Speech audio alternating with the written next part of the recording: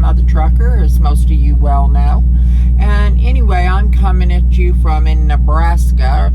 And anyway, we are sitting here. We got to deliver this load here at 2300 this evening, and then I got to grab another load in the morning, and then we're gonna drop that in California, and not California, Colorado, and then from there we'll probably get sent out to Cali or something.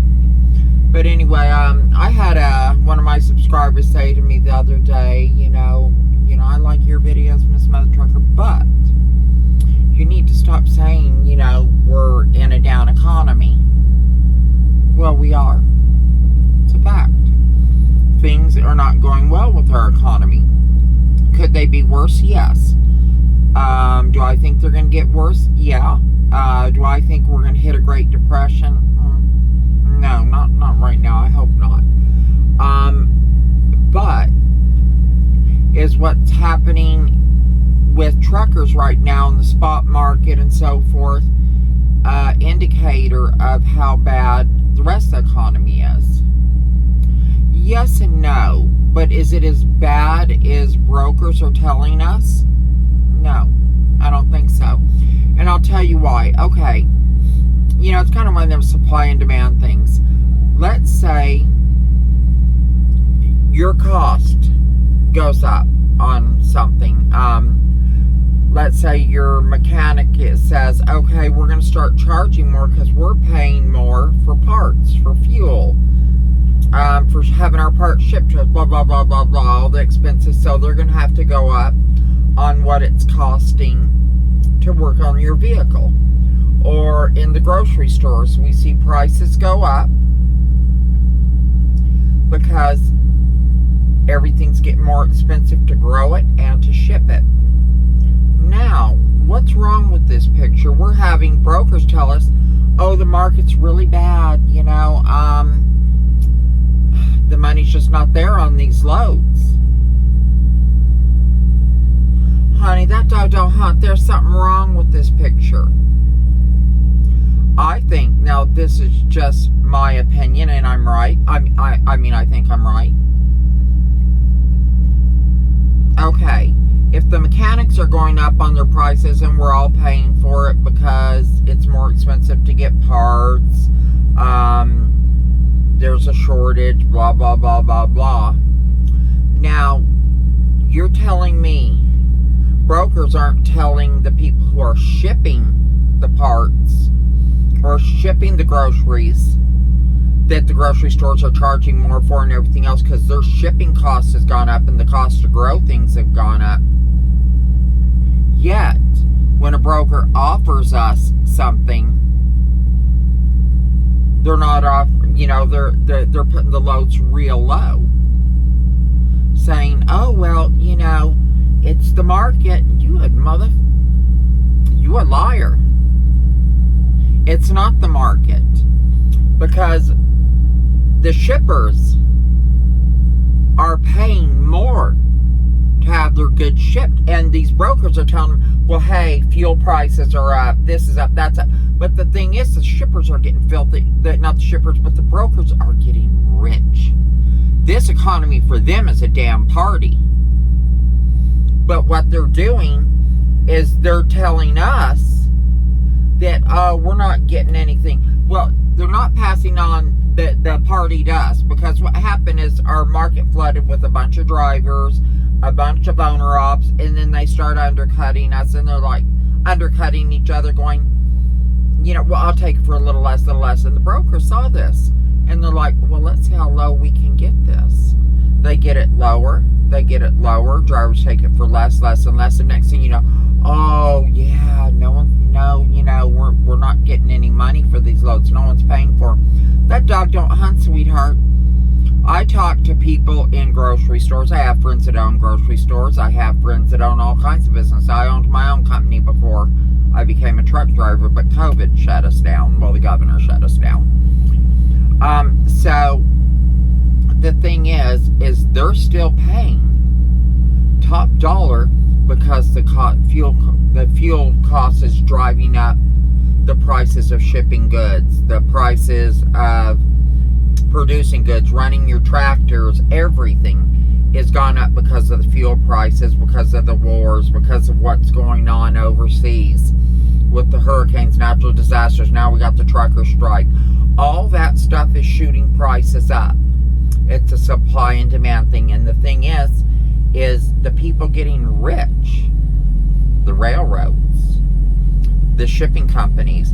Now, a company like Mine Prime or Swift or some of these, I don't think they're cashing in right now, not because they don't want to, but they have contracts with these people, and that's one reason we stay busy, and we're still making decent money. But even us, we should be making more than what we're making, because I just don't think, as these contracts are being renegotiated, that we're getting as much as we should. It's like Prime has Prime Inc., and we get 70-something% of our loads, but Prime Inc. isn't the ones who go to the companies that are wanting their stuff shipped. Prime Logistics is. Then let's say Prime Logistics says, we'll take this 200 miles for $1,000, and then they take it over to their sister company, which is owned by the same people, and says, hey, we're going to sell this to you for $500, and we get 72% of the 500, not the 1,000. And all the companies do it. But normally, we're still making out like a bandit. You know, I don't hate on someone who's trying to make the money, but we're luckier than people that are working the spot market. They have these truck payments, they're trying to survive, but what's happening is they're letting us tear each other apart, and we keep bringing the price that we're willing to ship these goods for, that we're willing to take these.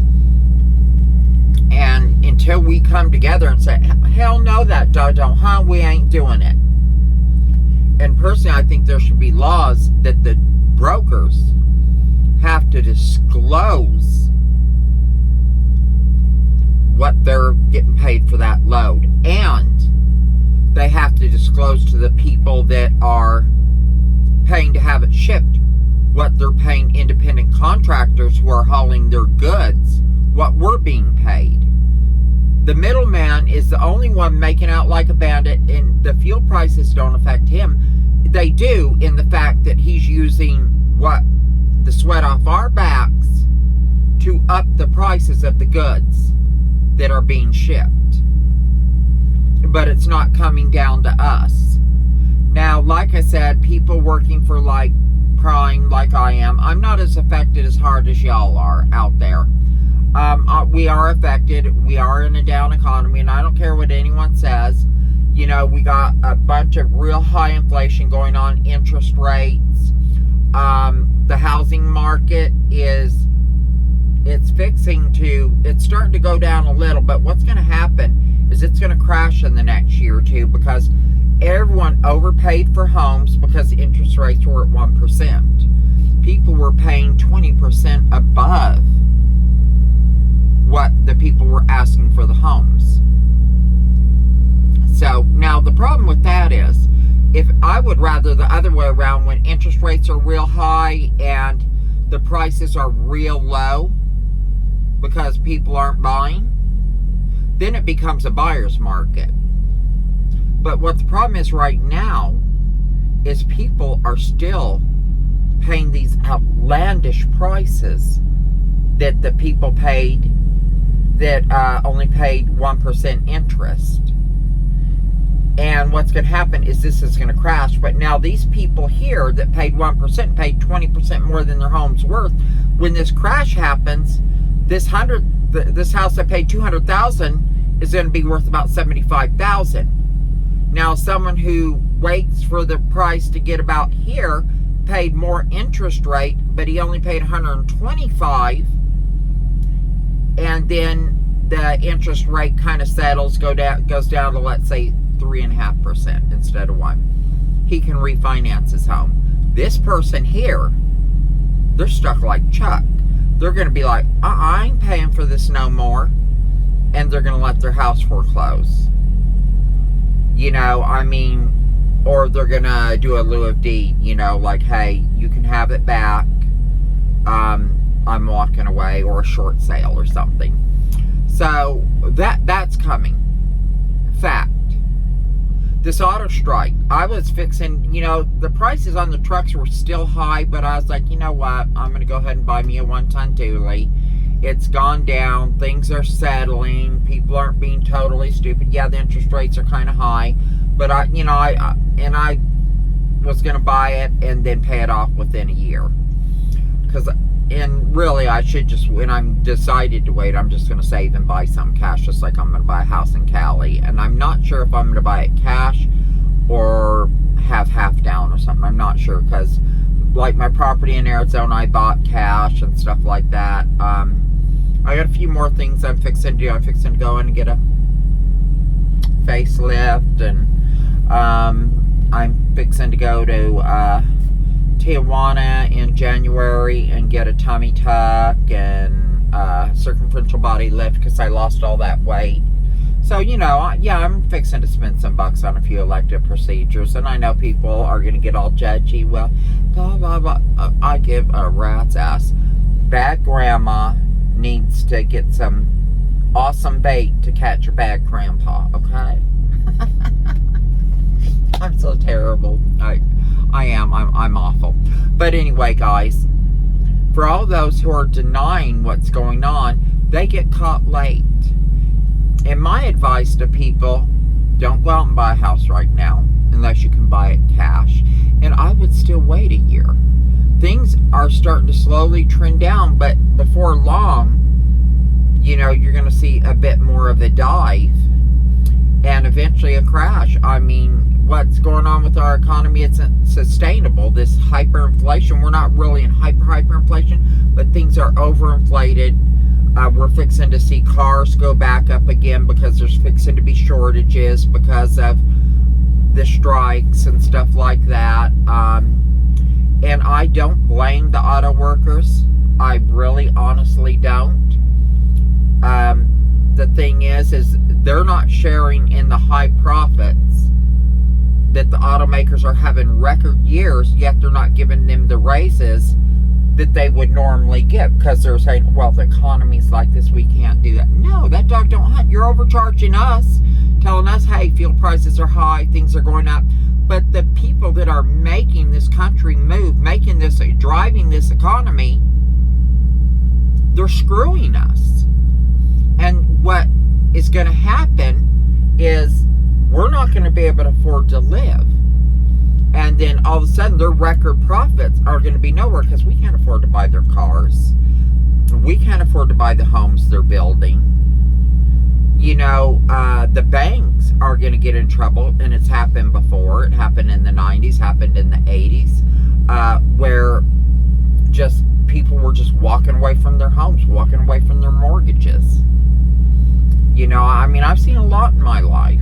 And I see the writing on the wall. So if you want to put your head in the sand and say, oh, we're in a great economy, we're in a strong economy, honey, that don't hunt.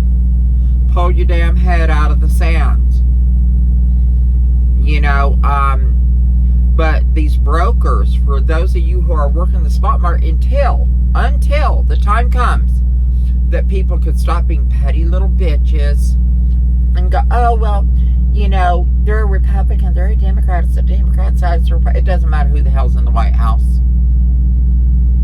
We have got to get together and say, hey, this has got to stop. These brokers have got to, for those of you on the spot market, which is most of the freight that's moved in this country is by independents, until you get together and say, no,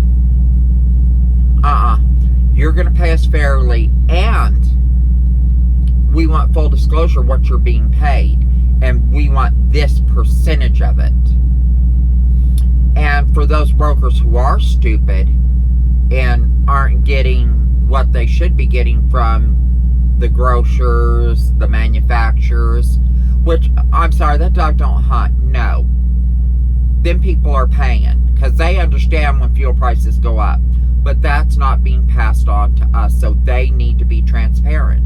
And if you're working with brokers who go, no, we will not open our books to you, we will not closed, then stop hauling for them. Stop hauling. We closed this country down for a month or 2 weeks, 3 weeks, and say, no, we're not moving a piece of freight until you guys start showing us what you're actually being paid. Why is it that the brokers who are not doing the work, who are not hauling the loads, who are not paying for the fuel, why do they get all the breaks? Why do they make all the damn money? It's us being away from our families. It's us busting our asses to get ahead in the world. No, that dog don't hunt. That doesn't work. Anyway, guys, prepare. Get out of debt. And if you're renting a house and you're single, or you just have a wife who's not working, bring her on the truck. Start saving your money. Start paying off all these debts. You know, because you can't afford that vacation if you're not debt free. You can't afford to buy that boat unless you can afford to buy it cash. Start saving. And everyone's like, well, you're spending all that money on cosmetics. Yes, I am. I can afford it. Why? I don't have any debt. I've paid it off. Now, is it a little frivolous in this time? Yeah. But, you know, hey, it is what it is. But I have so much of my check that always goes into savings. And after I finish my little tune-up, you're not going to see me going buying Louis Vuittons and this and that, or Birkin bags. You know, I think when you look better, you feel better, you live longer, people interact with you differently when you look younger, more attractive than they do. And psychologically, that releases endorphins in your mind. It makes you feel better, and it's just a fact that you're going to live longer. So anyway, guys, I really appreciate each and every one of you. You guys are so awesome. I love my subscribers. And if you're still with me at this point in my video for my little rant and my babbling, glad you're here. Please like and subscribe. If you're thinking about coming into trucking, with all this said, it's still a great time. This is a great paying career. It's a good career. Please use my driver's code if you're thinking of coming to Prime. It is the best starting company out there. And after you get your experience, is there better companies? Yes, I'm sure there is. I'm just a creature of habit. I know Prime. I know it inside and out. I like the security of it here. Have I thought about leaving a few times? Yeah. But if you're thinking about coming to Prime, use my driver's code. It'll help me. It'll help my channel. It is FUOSMA. That is F as in Frank, U as in Union, O as in Ocean, S as in Sam, M as in Mary, A as in Adam. And please use that where it comes out who referred you. Just use my driver's code. I'd greatly appreciate it. And let me know if you do. And let me know when you're actually coming to Prime. And if I happen to be in town, maybe we can get together. I really appreciate it, guys. Please treat each other with love, kindness, and respect. Practice inclusion instead of exclusion, because you never know who you might meet and you might like them. And we really need to think about getting together, sticking together, and stop taking these breadcrumbs from these damn brokers who are ripping you off right and left. They're depending on us, trying to outbid each other. They don't care if you can't make your mortgage. They don't care if you can't make your truck payment. They give three shits about you. They care about their boat, their fancy mansion, their trophy wife. You know, you've got to start sticking together. We've got to start talking to each other and stop hating on each other. So anyway, guys, until next time, Mother Trucker out.